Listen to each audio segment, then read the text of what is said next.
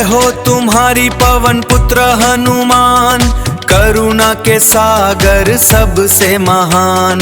राम राम जपते बढ़ते आगे, दुख हर लेते भाग्य जगा दे। जय बजरंग बाली जय हनुमान, जय बजरंग बाली जय हनुमान।